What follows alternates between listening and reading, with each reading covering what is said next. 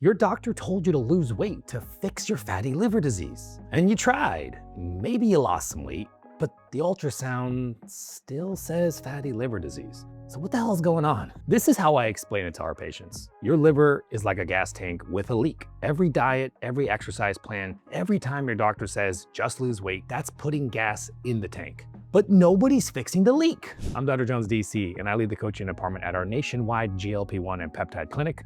And I work alongside Dr. Allen, our functional medicine expert. So between the two of us, we've helped so many patients with fatty liver disease who were told there's nothing to do but lose weight and just wait, like it'll happen. That advice isn't wrong, it's just incomplete. And the leak that I mentioned earlier is chronic inflammation and insulin resistance. And they're driving your liver to create fat from the inside. That's called de novo lipogenesis. Basically, your liver is just a manufacturing plant for fat, and it's storing it in the liver, nowhere else. At least, primarily in the liver. Of course, you're getting some fat depots every other place. So you can pour all the gas you want into the tank, eat perfectly, exercise daily, but if the leak is still there, you're fighting a losing battle. So what I'm going to show you in this video is the full picture, the interventions that actually reverse fatty liver, including the one that you can start today for free. One that works even if the scale doesn't move, and a peptide that we use clinically that most people have never even heard of. And none of this is what you'd expect, because fixing fatty liver disease isn't just about losing weight. It's about understanding that liver health has a completely different definition than the numbers you see on the scale. And once you see this, you can't unsee it. Okay, so let's fix the leak. Okay, so let's start with the easiest win that you can start right now. There's a drink that protects your liver, and your doctor probably hasn't mentioned it. Any guess what it is? It's coffee, regular coffee. And before you say, I already drink coffee, stay with me because the details matter here. So what I tell patients is this: around 2 to 3 cups per day is consistently linked with better liver outcomes. Not 1 cup, not 6 cups, that's a 2 to 3 range, and that's where you see the benefit. Now here's the part that surprises people. Decaf still works, so this isn't about the caffeine. There's something else in coffee. Compounds like polyphenols and antioxidants that are likely to contribute to liver protection. So if you're avoiding coffee because of the caffeine, or you've switched to decaf for sleep reasons, your liver is still getting the benefit. Now, I'm not saying coffee is going to reverse your fatty liver disease on its own, but when patients ask me, what's one thing that I can do today that costs nothing? This is it. And you might already be doing it. This is what I mean about your doctor leaving out pieces. It's not that they're hiding anything. It's that when you have 15 minutes with your gastroenterologist and the main message is lose weight, the conversation about coffee, the conversation about other interventions that I'm going to show you, they don't happen. Let me know if you disagree. That's why you're here. But what you do in the gym matters even more than what you drink. And this is where people have it completely backwards. See, most people think exercise is a weight loss tool for your liver. You exercise, you lose weight, your liver gets better. That's the story, right? Wrong. Here's what I want you to understand. And this is something that I wish more gastroenterologists would tell their patients. Exercise is a different liver intervention. It works on your liver independent of the scale. So let me ask you this. What do you think matters more for your liver? The number on the scale or what you're doing in the gym? You see, most people would say the scale. But what I see with my patients tells a different story. I've had patients whose liver enzymes dropped significantly and the scale didn't move a pound, not a single pound, but their clothes fit the same. Their weight was identical, but their liver was improving. So why is this happening? Because when you exercise, especially resistance training, you're not just burning calories, you're changing what's happening on the inside of the liver itself. You're improving insulin sensitivity directly in the liver tissue. You're reducing the inflammation that's driving the fat accumulation. The scale is lying to you about your liver. Now, the type of exercise matters here. What I recommend to my patients is a combination of resistance training and cardio. Both reduce liver fat. But if you're only doing cardio and you're ignoring the weights, you're missing the benefits of muscle preservation and insulin sensitivity that resistance training provides. At least about 150 minutes per week is the target. That's about 30 minutes, 5 days a week, or 3 50-minute sessions per week. And I want the majority of that to be resistance training. So think of it this way. Lifting weights is one of the tools that actually patches the leak. It's not putting gas in the tank, it's fixing the underlying problem. Now, here's the part that changes things for a lot of people. You might be thinking, but Dr. Jones, my doctor said I need to lose 10% of my body weight before my liver will improve. And they're not wrong. Weight loss helps, but what they didn't tell you is that your liver can start improving before that happens. The scale is a lagging indicator. Your liver can respond to exercise in weeks, not months, even if your weight stays exactly the same. Lift weights for your liver. That's the reframe that I need you to get here. Now, if you're Realizing that your liver situation is more complicated than a just lose weight scenario and you want help figuring out your right combination of exercise, nutrition, and medical tools for your specific situation, we offer free discovery calls where you can speak with our patient educators and they can help you address where you're at and what's actually going on. Guys, you can text them on the screen or check out the link in the description if you want to explore that. I'm talking about programs where you work with Dr. Allen and me to get to the root cause of your fatty liver disease. But first, let me settle the diet debate because the internet has this completely backwards. Keto, carnivore, Mediterranean. If you spent any time researching fatty liver, you've seen the arguments. Everyone's convinced that their diet is the one that works. So let me settle this now. Ketogenic diet works. Carnivore diet works. But here's what Reddit threads and Facebook groups aren't telling you. It's not working for the reason that you probably think. Think of keto as a delivery vehicle, not the medicine. The medicine, the thing that's actually fixing your liver, is mostly the calorie deficit plus the insulin level strapping, along with shifts in how your liver handles fats. Keto just happens to be a really effective delivery vehicle for that medicine.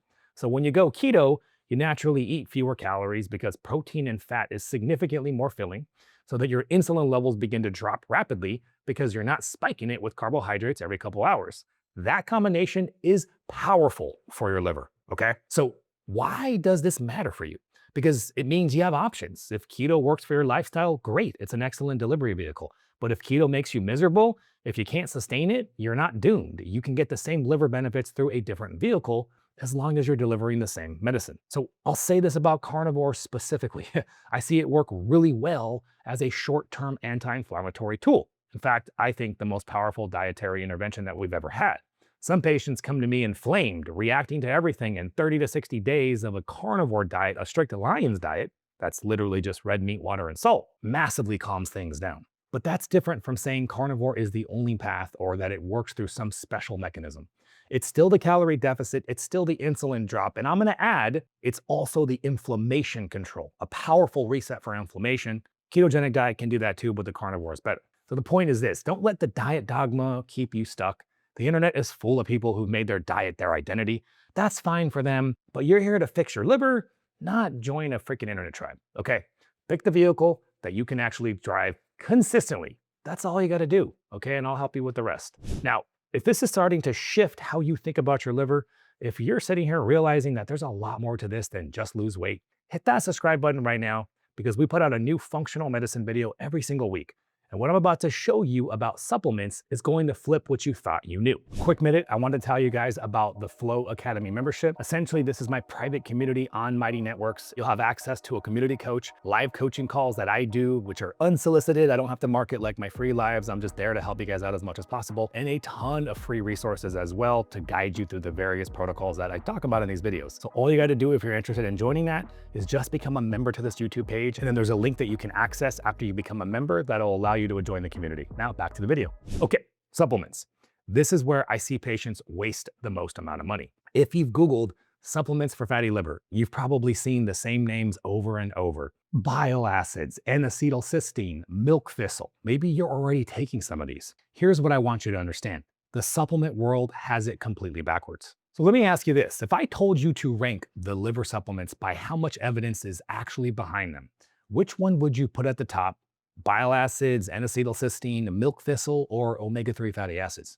See, most people don't think of omegas as a liver supplement, but that's the one with the strongest clinical trial support. So here's what I tell patients. Everyone's buying the flashy sports cars, the bile acids, the N-acetylcysteines, the milk thistles, because they sound specialized and very liver specific, but they're ignoring the reliable pickup truck that actually hauls the load, and that's your omega-3 fatty acids. Now, here's the thing about omega-3s. The dose that you need for fatty liver disease is significantly higher than what's talked about. In the research, 2 to 4 grams of EPA DHA per day, not 2 to 4 grams of fish oil, 2 to 4 grams of actual EPA DHA. Check your label because most people are significantly underdosing because 2 to 4 grams of combined EPA DHA would need probably closer to 4, 5, 6 grams of total fish oil per day. And here's another one that files under the radar, choline. Choline deficiency can literally cause fatty liver disease on its own. Your liver needs choline to export the fat. If you're deficient, fat accumulates because it has nowhere to go. See, most people have never even heard of choline. They're taking 15 supplements for their liver, and they're missing the one that might actually matter the most. Now, I'm not saying bile acids and N-acetylcysteine are useless. Some patients benefit from them as well. But when someone comes to me taking a shopping cart full of liver supplements and their omega dose is at 500 milligrams, which is low for even standard recommendations, but that's a lot of people think, and they never even heard of choline, we have a hierarchy that's just flipped. One more thing now, and this is the dietary trigger that most people miss. Fructose, specifically liquid fructose, sodas, fruit juices, sweetened drinks. Your liver processes fructose predominantly, and when you're flooding it with liquid fructose, you're feeding the problem. Cut the liquid sugars, that's free, you can start that today. By the way, if you want me to make a full video breaking down the exact anti-inflammatory eating protocol that we use with our fatty liver patients, not just to eat healthy, but the specific foods, the timing, how fasting fits in, let me know in the comments. What would be the most helpful to you? Would it be the food list, the meal structure, or the fasting piece? Or maybe a little bit of all three. Okay, so here's where this gets interesting. The part that most people don't know exists. If you spend any time in the peptide world, you've heard about BPC 157. It's everywhere: gut health, tissue healing, recovery, and it does great things for a lot of people. But here's what I want you to know. There's a peptide that we use clinically with fatty liver patients that actually targets liver fat directly. And for this specific purpose, it might be even better.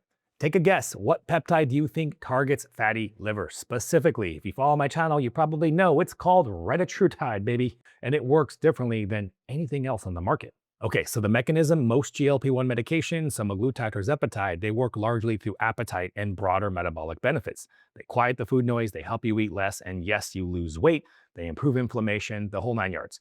Your liver can improve just from that, and the data supports that. But retatrutide adds something else. It hits the glucagon receptor, and the glucagon receptor is directly involved in boosting the liver's fat-burning pathways. So think of it this way: with semaglutide or tirzepatide, you're reducing the input, eating less, storing less. But with retatrutide, you're also increasing the output, boosting the liver's fat-burning pathways. That's why when patients come to me specifically for fatty liver, retatrutide is often part of the conversation. Now, a few important things. This isn't a just prescribe it situation. Early trials suggest that retatrutide may be more potent than tirzepatide. We start at very low doses. We pair it with proper nutrition and often with extended fasting protocols. We're monitoring patients closely. It's a powerful tool, but it requires guidance. And here's the reframe that I want you to take away about GLP-1 medications in general. When you have fatty liver disease, those medications aren't just weight loss tools, they also have meaningful anti-inflammatory effects. What I tell my patients is this: when your liver is inflamed, when that inflammation is driving insulin resistance and your liver is stuck in fat storage mode, GLP-1s can help reduce that inflammatory cascade.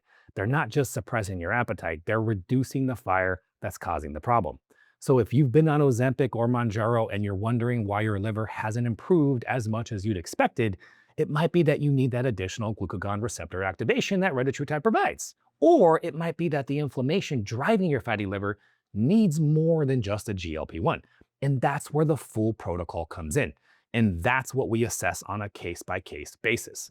Now, let me know in the comments real quick, what is your current supplement stack for fatty liver? And I'll jump in and respond and tell you what I'd keep, what I'd probably cut, and what's likely missing based on what I see working in our clinic. Okay, before you do anything, there's something that you need to understand about what your scan is actually telling you. I'm talking your liver scan. It's a snapshot, the liver ultrasound. It's not the whole movie, it's a snapshot. And this is something that I need you to understand before you start any protocol. You see, there are two things happening in your liver when you have fatty liver disease. There's steatosis, which is the fat accumulation, and then there's fibrosis. That's the scarring, the actual damage to liver tissue. Now, they're related, but they're not the same thing, and they don't improve at the same rate. So here's how I explain this to patients. Steatosis can clear relatively quickly. You make the right changes, you start seeing improvements in weeks to months. That's the fat leaving your liver. But fibrosis, that is scarring. That's slower, much slower. Think of it like draining a flooded basement, but leaving the mold in the walls. The water's gone, but the damage is there. And in many cases, the damage is irreversible. So why does this matter? Because I see patients get an ultrasound, they see that the fat has reduced and they think they're done. They celebrate, and they should celebrate, don't get me wrong, that's real progress. But if we're not also tracking fibrosis, we're only seeing part of the picture. The fat clearing is the faster win. The fibrosis improvement is the longer game. You need to track both. And this is why working with somebody who understands fatty liver beyond just the lose weight framework matters. Because the monitoring, the lab work, knowing what to look for and when, that's how you actually know that you're healing, not just improving a single metric. So what's the one thing in this video that has shifted how you're thinking about your liver? Let me know in the comments, because your insights might actually help somebody else that's watching. Let's talk about what it actually takes to put out the fire. So your gastroenterologist is rearranging the furniture while the house is still burning. And I don't say that to be harsh. They're doing what they're trained to do, monitoring your liver enzymes, recommending weight loss, maybe prescribing metformin. That's all valid, but it's furniture. It's not putting out the fire. The fire is chronic inflammation that's fueling insulin resistance, which fuels fat accumulation in your liver, which adds more inflammation. It's a vicious cycle, and until somebody addresses that fire, you're stuck managing symptoms while the underlying problem keeps burning. Here's what we actually do. So Dr. Allen, our functional medicine expert, looks at 5 systems that drives this cycle. First, your gut. A major contributor to that inflammation starts in the gut. Intestinal permeability, imbalanced bacteria, things leaking into your bloodstream that shouldn't be there. Second, the inflammation itself. We measure it, we track it, we target it directly. And then third, nutrient deficiencies. Your liver needs raw materials to repair and function. So if you're deficient in things like choline or omega-3 fatty acids, EPA, DHA specifically, the liver can't do its job. And then of course, fourth, there's dietary triggers, fructose, inflammatory foods, things that keep pouring gasoline on the fire. And fifth, your nervous system, chronic stress, cortisol dysregulation, that contributes to insulin resistance entirely on its own. Most programs give you one piece of this, maybe 2, but we give you all 3 of them. Root cause functional medicine with Dr. Allen, advanced metabolic tools like low-dose naltrexone, BPC KPV, Retatrutide for gut repair, GLP-1s as anti-inflammatory agents, Retatrutide when appropriate, plus full medical oversight. Dr. Allen runs a 12-month program called the Restore Blueprint, which is comprehensive labs at baseline, monthly visits, retesting at months 3, 5, 9, and 11 to see what's actually changing, personalized nutrition, supplement adjustments based on your labs, nervous system protocols, and long-term maintenance plans beyond the month 12. This is not a quick fix. It's what it actually takes to get the job done. And I want to be clear about this. This isn't about replacing your gastroenterologist or stopping any medication that you're on. It's about adding the pieces that they're not addressing, working alongside what you're already doing, not against it. If you've been told to just lose weight and sent home, if you're taking 15 supplements and you don't know which ones are actually doing anything, if you've done keto, carnivore, or fasting and nothing's really changing, or if your ultrasound shows fatty liver but your labs say normal and nobody can explain why, look, that's exactly the type of people that we help. You guys can text number on the screen, or you can check out the link in the description to book yourself a free discovery call. You'll get a chance to talk with one of our patient educators who will walk through your history, your goals, and exactly how working with me and Dr. Allen works. They're gonna go over the programs, the pricing, and everything. No pressure at all, just a real conversation about what's possible. And we talked a lot about Retatrutide, so I want you guys to take a look at this video right there because specifically, it's all about Retatrutide and fatty liver disease. We'll see you guys later.